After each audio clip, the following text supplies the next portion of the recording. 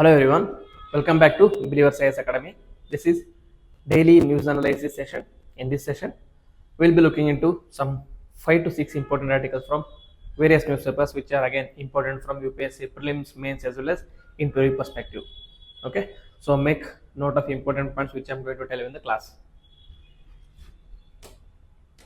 So the news analysis for the day 13 January 2025. The first article is an editorial from The Hindu. It deals with India's data protection rules needs some fine tuning. Okay, recently, that is in January 3, 2025, Ministry of Electronics and Information Technology, they released multi and much anticipated draft digital personal data protection rules. Okay, so you'll see what are the important provisions of draft digital data protection bill, rules, as well as what was the reaction from various stakeholders. Okay, so on January 3, 2025, India introduced draft digital personal data protection rules, which is aimed at operationalizing the framework under the Digital Personal Data Protection Act of 2023. There is an already act is there, so in pursuance of act, in implementation of act, there have been certain rules under the DPDP act rules. The rules mark a departure from earlier personal data protection bill, which was criticized as being overly restrictive. The new rules adopt a more pragmatic and industry friendly approach to safeguarding personal data. Okay,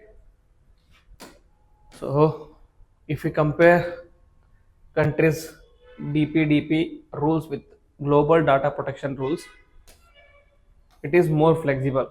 That is, unlike European Union's general data protection rules, which is highly prescriptive, the DPDP rules are less stringent and principle based. As a result, this fosters innovation and business growth while ensuring data protection.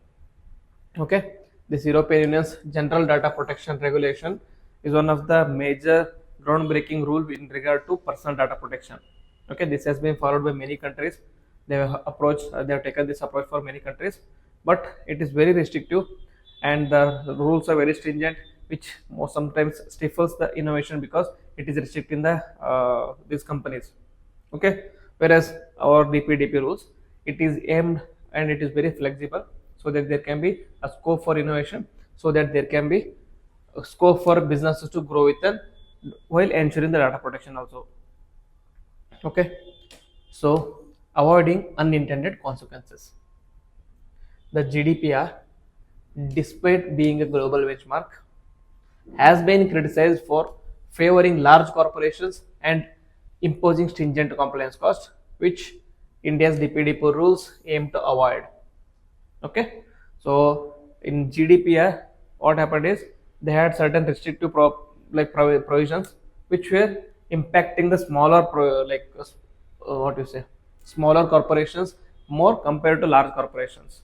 Okay, as a result, it was stifling innovation, as I already told you, which is what Indian DPDP rules try to avoid, so that there is level playing field for larger, smaller, medium, all kinds of corporations. Okay, so there is a provision about child data protection also. The DPDP rules place strong emphasis on safeguarding children's data.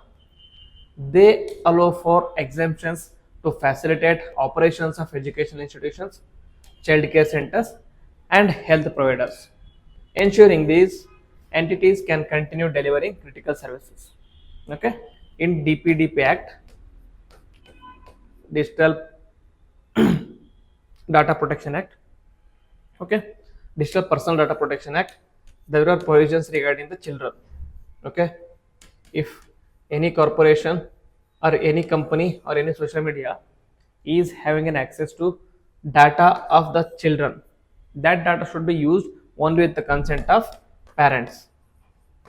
Okay, in case there are no parents, then any guardian, so that their data can be utilized only after the consent of a adult. Okay, so this is this rules, DPDP rules have been received in a positively by the businesses, because businesses, and industry stakeholders have positively responded to DPDP rules due to their measured and pragmatic nature. The rules reflect a departure from earlier attempts to mirror Europe's stringent data protection laws, which stifled smaller enterprises and innovation. Okay, so India is trying to avoid the same mistakes which the European GDPR did. So India is trying to ensure that there is enough playground for all the corporations and there is no and more scope for innovation. However, there have been certain key challenges and ambiguities. So key challenges include cross-border data sharing, that is, enforcement agencies face challenges in accessing across the border data as the rules do not address localization comprehensively. Then procedural ambiguity, that is, uncertainty persists around how businesses handle certain requests, such as unreasonable demands for sensitive data or commercially confidential information.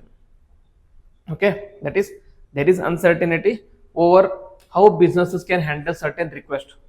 Okay, that should be addressed easily. Okay, there should be not be any ambiguity where this can be misused by data protection authorities or misused by these big stakeholders such as businesses. Then fee structure for data request, there is a lack of clarity on whether businesses can charge for data related requests and how to safeguard the trade secrets.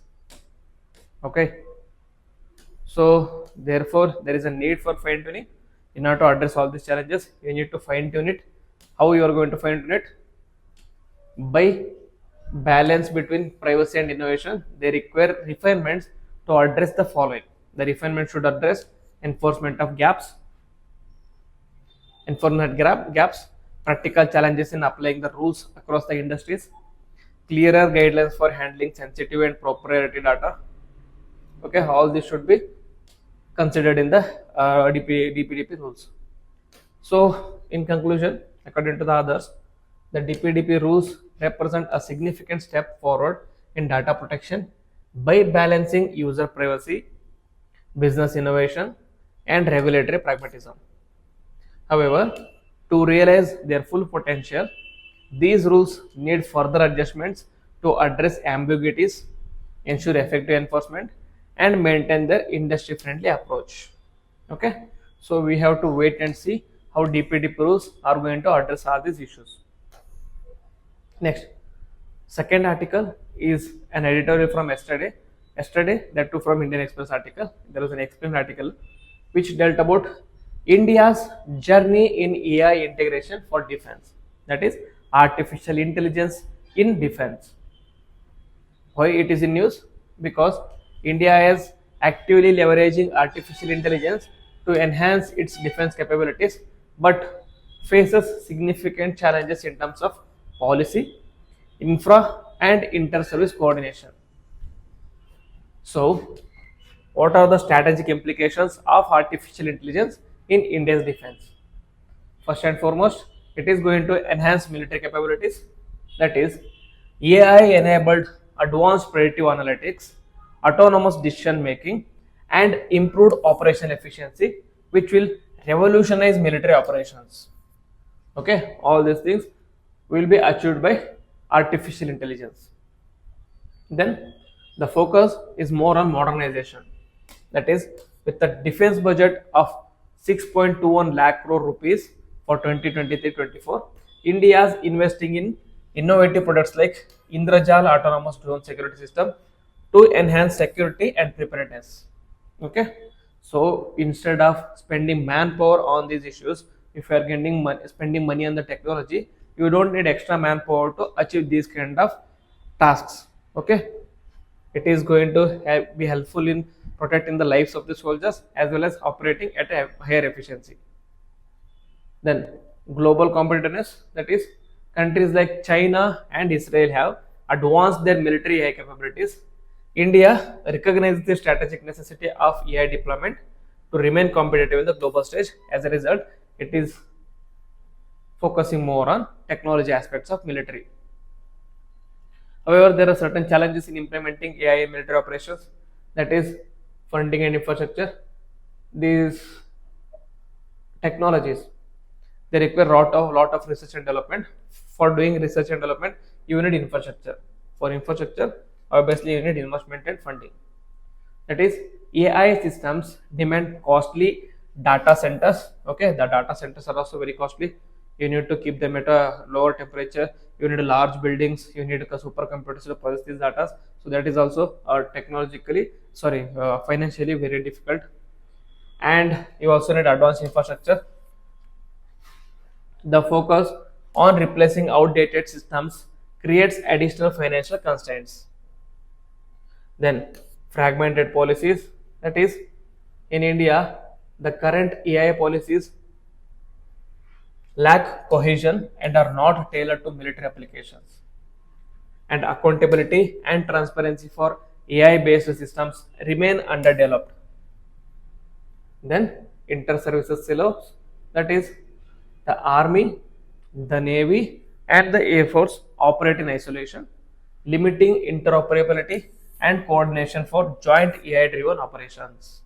Okay, so these should be addressed, and according to the article, one of the way how you can address these issues is by having public private collaboration. So the role of public private collaboration or cooperation in AI is collaboration with private sector companies can drive innovation and technological advancements. Startups and established firms can contribute to building AI driven defense systems, and there will also be an aspect of knowledge sharing, that is, partnerships with global technology giants such as Microsoft, which is investing $3 billion in Indian data centers, can facilitate resource sharing and skill transfer. Okay, if we make other big tech companies to invest in India for data centers, it will help facilitate jobs, it will improve employment, and also it will improve skill transfer also. Then, accelerating innovation, how you can accelerate innovation, that is, engaging private expertise in which ensures quicker development and deployment of AI technology for defense applications. Okay, AI works on the principle of efficiency, private works on the principle of efficiency. So the private companies, because of their efficiency and huge investment, can have more efficient artificial intelligence and can accelerate innovation compared to the government companies or public sector. So way forward, we need to strengthen policy and framework and coordination, that is, developing comprehensive policies that focuses on interoperability, accountability, and transparency in AI defense systems. Because if there is no transparency in AI based defense systems, there is every chance that it can be misused. Okay, defense is something that cannot be misused. Defense is something that cannot be that cannot be played with. Okay, because if there is any issue with the defense, if there is any fault in defense, then the whole country is going to suffer. As a result, the applications or employment of AI in defense should be based on foolproof, okay, foolproof methods. Then, operationalize bodies like Defense AI Council and Defense AI Project Agencies for seamless implementation. Then, promoting public-private collaboration. As we discussed, promoting public-private collaboration will foster robust partnerships with private entities and foreign investors to enhance AI innovation in India. So it is going to address funding and infrastructure issues. Then, optimizing resources and accelerating the adoption of AI technologies through collaborative frameworks. Okay, that is why there are so many advantages of AI in my defense, but however there are challenges also. Those challenges should first be addressed properly, and only then the implementation should be looked forward. Then there was an article in the Indian Express about why the sex ratio in Haryana dropped to an 8-year low in 2024. Okay, this is only related to Haryana, but this can also act as a case study. Okay, you can apply this to any other states also in India. Why it is in news? The sex ratio at birth in Haryana which peaked at 923 females per 1000 males in 2019, dropped to just 910 in 2024, marked its lowest in 8 years. This reflects a troubling reversal of progress made in recent years. Okay, it feels like we're going backwards instead of moving forwards. So in society, social aspects. Then, so present sex ratio in India is, as of January 2025, the sex ratio at birth in India stands at an approximately 933 females per 1000 males, which is as per the World Bank. However, in Haryana, it is 910 only, so below the national average. So, what is the historical imbalance in sex ratio in India? So, India has long faced skewed sex ratio due to socio-cultural and economic factors, including the reasons are cultural preference for sons, that is meta son preference. Sons are perceived as economic assets, carrying forward the family name and providing support in old age, whereas females are daughters are perceived as an economic burden because they will be taking away wealth from their family to husband family. That is what it is perceived. Daughters are often viewed as financial liabilities due to the dowry practices and also safety concerns. Then, female feticide, that is, advances in prenatal sex determination have contributed to sex selective abortions despite legal restrictions. Okay, there is legal restriction on declaring the sex of a baby, but still there are certain practices who like the medical staff who for the like because of money or monetary aspects, monetary preferences, they tend to disclose this information, which will lead to female infanticide or female ferticide. Then economic factors, that is, families with limited resources prefer male children, often limiting the number of daughters to reduce perceived financial burdens. Okay, so there is not just social but is also economical aspects which decide sex ratio of a particular country, especially in India. The 2011 census recorded an overall sex ratio of 943 females per 1000 males, reflecting the deeply ingrained gender bias. So then, what is the reason behind Haryana why it has like reduced so drastically? Okay, why it has fallen so drastically? Is because weak enforcement of PCPNT PNDT Act. Okay, that is Prenatal Determination Act. Lapses in monitoring and enforcement have allowed sex selective practices to persist. Then patriarchal norms, that is Haryana, it has a deep-seated cultural preferences for male children remain prevalent in Haryana still now. Economic and social pressures, that is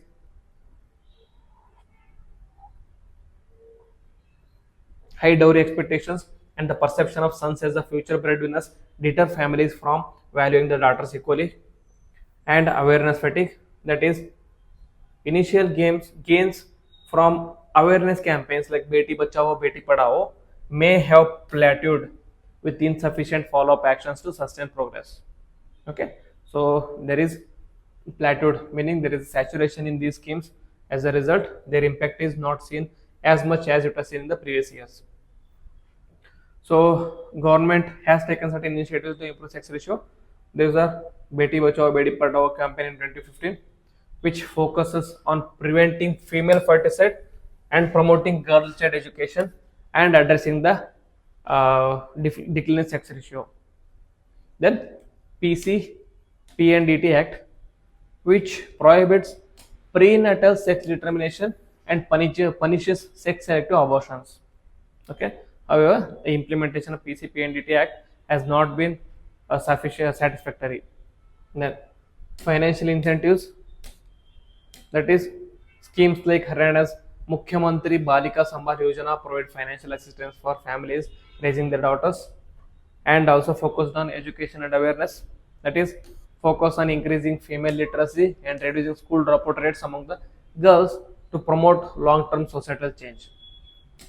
So because of like these government initiatives, there has been a change. However, it has plateaued or it has reached a saturation stage. So moving forward, what you should do is strengthen law enforcement and monitoring. That is, ensure stricter implementation of PCPNDT Act with enhanced surveillance and immediate action against the violations, so that it acts as a example for others. It acts as a deterrent for others. Addressing the cultural and economic barriers, that is, conducting community-based campaigns to challenge patriarchal norms and promote value of the daughters, providing further financial incentives for families raising daughters, coupled with support, education support for the girls, so that they are no longer perceived as an economic burden. Then, sustaining awareness campaigns, that is, reinforce and sustain campaigns like Beti Bachao, Beti Padhao with the targeted, measurable outcomes. And then you need local level interventions, that is, engaging panchayats, NGOs, and local leaders to create grassroots awareness about gender equality and implementing stricter monitoring.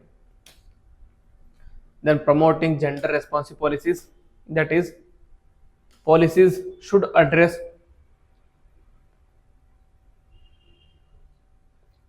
systematic barriers such as dowry, which perpetuates some preference. Okay, these things should also be addressed. Like discrimination of women should also be addressed, so that women are no longer seen as a burden and men are no longer seen as a preference. Okay, by doing this, we can avoid another example of Haryana, where like sex ratio drastically declined. Okay, it is our duty that we increase the sex ratio in favor of women. We increase sex ratio so that it is at the level of global average. Okay. Then this was an yesterday's article, Sunday's article, which deals about President invite Republic Day reception set to honor craft from South India. Okay, so President has invited many dignitaries to like Republic Day. So during the Republic Day reception, President is going to honor the dignitaries with toys from or craft from South India. So Rashtrapati Bhavan's revamped at-home perception for the 75th Indian Republic now includes a box of GA tagged handicraft items from Tamil Nadu, Kerala, Karnataka, Telangana, Andhra Pradesh, along with an invitation card.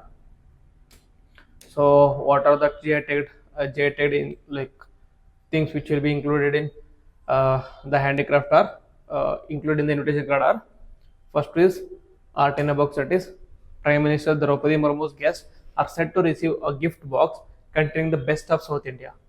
So, Panchamalli Ilkat on a pencil, that is, pencil pouch. That is, this Telangana staple is known for its distinct geometric patterns and bold colors, which will also be provided in the gift box. And Ethikopaka toys, the soft wood and the lacquer toys from the eponymous village in Andhra Pradesh. Ethikopaka is in Andhra Pradesh, are valued for the use of natural dyes and themes affecting everyday life. Then kalamkari and the bamboo, that is, these goodies will arrive in a bamboo box decorated with kalamkari motifs pen drawn with natural dyes. So kalamkari is also a traditional painting method. Then Kanchipuram silk as a pouch, that is, the handloom silk, world's renowned for its richness and elegance, makes its way from Tamil Nadu. All these things, along with other things from Karnataka, etc., will be included in the pouch or gift box, which will be provided to the dignitaries attending reception day. So, not the reception day, Republic Day. Okay. Then, so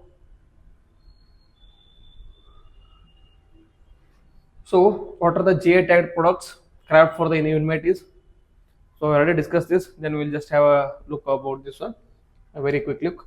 That is, the curated box features a variety of handcrafts items with the geographical indicators tags sourced from one district, one program product. One district, one product program. So bamboo box, which is decorated with kalamkari paintings carved by Nimmalakunta artisans from Andhra Pradesh. Kalamkari is again from Andhra Pradesh. And then Ilkat Pochampalli cover, that is, reusable even after dismantling the box. This cover can be used even after dismantling the box. Then Mysuru Ganjifa fridge magnet, that is inspired by the intricate art seen in traditional Ganjifa playing cards in Mysuru from Karnataka. Then Kanjivaram silk pouch, that is handcrafted in Tamil Nadu. And then Ethikopa dolls, Kopaka dolls, male and female wooden dolls from Andhra Pradesh. And then screw pine leaf bookwa mark, which is worn by artisans from Kerala. Okay, all these will be included. So we saw about one district one product. So what is one district one product initiative or program? It is an initiative, is a flagship scheme designed to foster balanced regional development, enhance local economic potential, and promoting employment generation by focusing on unique products from each district. Originally, it was launched by Uttar Pradesh government on January 2018. It was later adopted nationwide by the central government. So it is managed by Ministry of Food Processing Industries and coordinated with the Directorate General of Foreign Trade, that is DGFT, under the districts as experts of initiatives. Okay, so it is a centrally sponsored scheme with the funding shared between center and the state governments in a 60:40 ratio. So certain key products under ODOPR, handicrafts, example Banasari silk of Varanasi, Chilankari embroidery of Lucknow, and Madhubari paintings in Bihar. Then agriculture products, Alfonso mangoes of Ratnagiri, Lychee of Muzaffarnagar, Bihar, and black rice of Manipur. And processed foods include pickles, spices, and traditional sweets. In industrial goods include leather products, pottery, and brassware. Okay, so it is a small topic, but these DA tagged items which are in news becomes very important. There can be directly question asked in the prelims paper. So that is why I taken up the news article. So do make a note of those J tagged handicrafts. Okay, there can be question about kalamkari painting and where it is found. Ethikopaka paint toys, where it is found. Okay, so make sure that you are noting it down. So fifth article is about Indonesia has officially joined BRICS as the 11th member. It is in news because Indonesia has joined BRICS as a full-time member. This move was unanimously approved during the 2023 BRICS summit in Johannesburg, announced by Brazil, which holds presidency of BRICS in 2025. Okay, so now with Indonesia officially joining the BRICS initiative, now there are 11 members. Okay, so what is BRICS? We'll just have a brief discussion because we already made a topic separately for BRICS only. If you want to check it out, you can check in the hot topic of the discussions and you'll see the discussion on BRICS. So BRICS represent a coalition of nations committed to fostering economic growth, development cooperation, and global governance forum. BRICS focuses on collaboration across three sectors, that is political and security cooperation, which ensures peace, global stability, and governance reforms. And then economic and financial cooperation, which is promoting trade, investment, and economic resilience. Then cultural and people-to-people cooperation, enhancing mutual understanding and social linkages. So who are the present members? Originally it was BRICS, that is Brazil, Russia, India, China, and South Africa. And recent additions were Indonesia, Egypt, Ethiopia, Iran, and the European Arab Emirates. All these members are all these countries are the members of BRICS nations. So about evolution of BRICS, it was initially BRIC in 2001. It was coined by Jim O'Neill, was an economist at the Goldman Sachs, in a report highlighting Brazil, Russia, India, and China as a fast-growing economies. In 2006, BRIC leaders held a first meeting during the G8 Outreach Summit in St. Petersburg, Russia. And 2009, the first BRIC summit was held in Ekaterinburg in Russia to formalize the grouping. And in 2010, South Africa joined, transforming the BRIC into BRICS.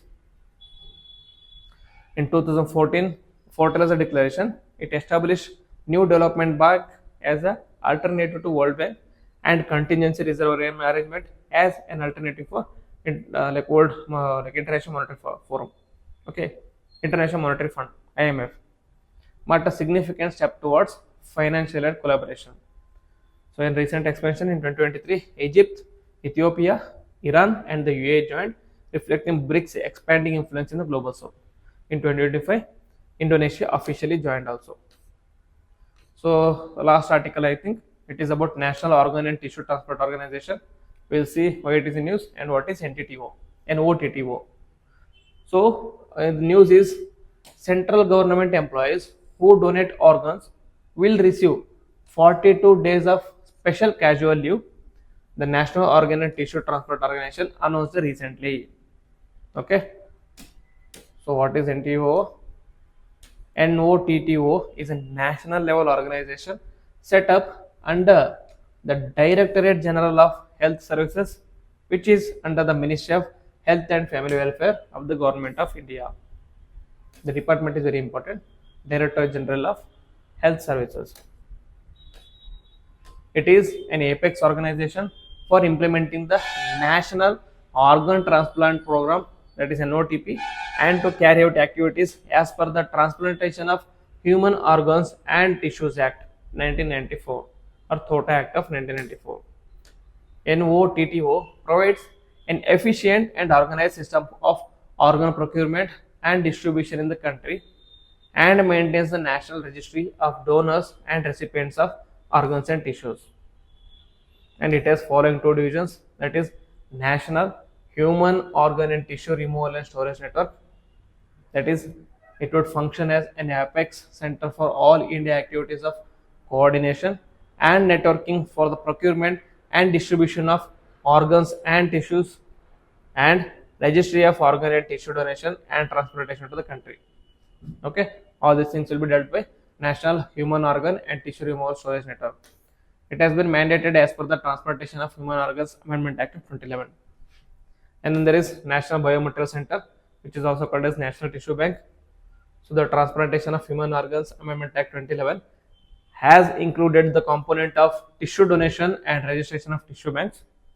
Okay, so first, whenever you are trying to transplant a body part, okay, before that you need to have a tissue grafting. Okay, first tissue grafting will be done, only then the organ transplantation will be possible. So the main thrust and the objective of establishing the entire center is to fill up the gap between demand and supply, as well as quality assurance in availability of various tissues. Okay, main thing you have to remember about NOTTO is it is under Director General of Health Affairs, which is again under Ministry of Health and Family Welfare, and it was established under Transplantation of Human Organs and Tissues Act of 1994. So these are some 6 important articles which I wanted to discuss for today. If you like the video, then please hit the like button, comment on the video, and also share with your friends. If you have any suggestions for me, do write in the comment box also. And if you are new to the channel, please subscribe to the channel and click on the bell icon so that you don't miss a notification. With this, I will end the video. Jai Hind.